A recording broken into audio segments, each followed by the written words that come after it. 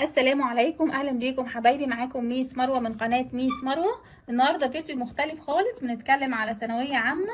ناس كتير بعتت لي اولى وتانية ثانوي عايزين كتاب كويس تابعوا منه الترم التاني. النهارده جايه اعمل لكم ريفيو كده عن كتاب الاضواء. هفتحه قدامكم واوريكم المحتوى بتاعه بيكون فيه ايه من جوه. طبعا هو بيجي كده كتابين، اللي هو الكتاب الكبير وفيه اسم الستوري تريجر ايلاند، والكتاب التاني بتاع الاسسمنت وفيه الفاينل ريفيجن بتاع المراجعات. وبالنسبه للتيتشرز، بالنسبه للمدرسين، بيجي التيتشر جايد مع الكتاب. طيب انا حابه الاول كده نفتح مع بعض الكتاب الكبير. بصوا، احسن حاجه عجبتني فيه لما فتحت ان هو جايب الاول جزء الكلمات. بصوا ده كده جزء الكلمات، اوكي، كل ده كده كلمات. وبعد كده جايب الليسننج وكاتب، وجايب كمان الجزء الموجود في الورك بوك بيكون مهم جدا.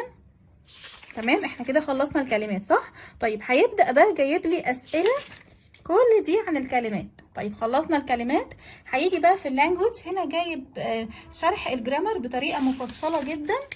طيب خلصنا شرح الجرامر خلاص كده، لا هيديني كمان اكسرسايز على الجرامر اللي هو شرحه في الكتاب. بعد كده هنا بقى عندي اكسرسايز شامل سواء كان على الفوكاب او الجرامر. اوكي، هيمشي بالنظام ده كده في كل اليونتس، اوكي، في كل الليسن. طيب ايه تاني موجود في الكتاب الكبير؟ هنلاقي هنا عندي الستوري. بصوا هنا كده معايا، هنا عندي التشابترز بتاعت الستوري. هتبدأ من هنا، هيبدأ برضو شرح الستوري، اوكي، وجايب لي لكل تشابتر أسئلة. طب ده كده بالنسبة للكتاب الكبير بتاع الشرح، سواء في الفوكابلري في الكلمات او في جزء الجرامر. طب هاجي للكتاب المهم قوي ده، جزء الريفيجن.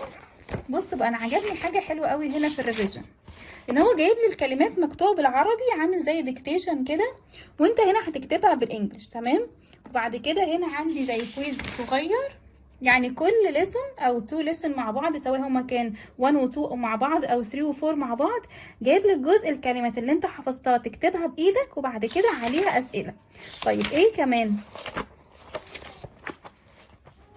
بصوا لقيت هنا جايب اكسرسايز عن الرايتنج. هنا جايب اكسرسايز بيشرح الاول كده الرايتنج، اوكي، وبعديها برضو في اسئله. مش بس في الرايتنج بس، انا هنا كمان لقيت جزء comprehension الاول.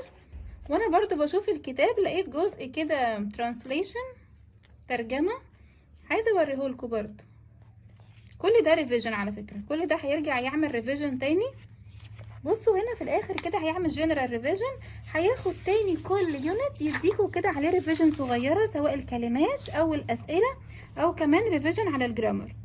عايزة بس بصوا دي كده عندي جزء الترانسليشن، كل الكلمات اللي ممكن تساعدكم في الترانسليشن اهي. بصوا الجزء ده ترانسليشن، طبعا ده سؤال مهم جدا في الثانوي.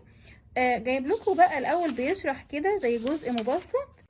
بصوا نيجي هنا بقى لتانية ثانوي، نفس النظام بتاع الكتاب بتاع سنة اولى. هنا كاتب لي اسم الستوري كينج لير. تعالوا كده برضو نبص مع بعض. هنا هيبدأ بجزء الكلمات. بصوا هنا هتبدأ جزء الأسئلة اللي على الكلمات، اوكي، بعد كده بيديني التكست. كل ده كده فوكاب برضو. بصوا دي أسئلة الفوكاب الشاملة بقى اللي هي على الليسون نفسه. طيب خلصنا الفوكاب، هنعمل ايه؟ هنيجي هنا عند جزء اللانجوج اللي هو جزء الجرامر، هيبدأ يشرح لي الجرامر. هنا عندي ايه؟ هنا عندي present continuous، المضارع المستمر.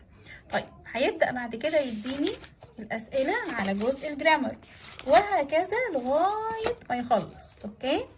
طيب في الآخر برضو عندي ايه؟ عندي جزء الستوري. هنا عندي الستوري كينج لير. بصوا كده، عايزة اجيب لكم بداية الستوري.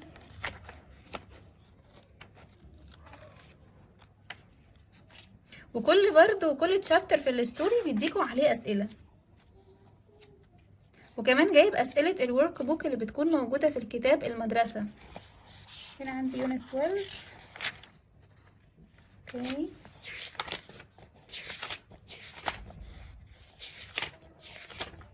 بصوا اهي، هنا بقى هتبدا بدايه الستوري كينج لير. كل جزء في الستوري هيخلصوا بيديكوا عليه اسئله على طول. طيب ده بالنسبه للكتاب الكبير، كتاب الشرح. طيب هنيجي برضو لكتاب الاسئله، نفس النظام اللي انا شرحته في كتاب اولى ثانوي، اوكي. جايب برضو نظام الكلمات زي ديكتيشن كده، تسميع الكلمات.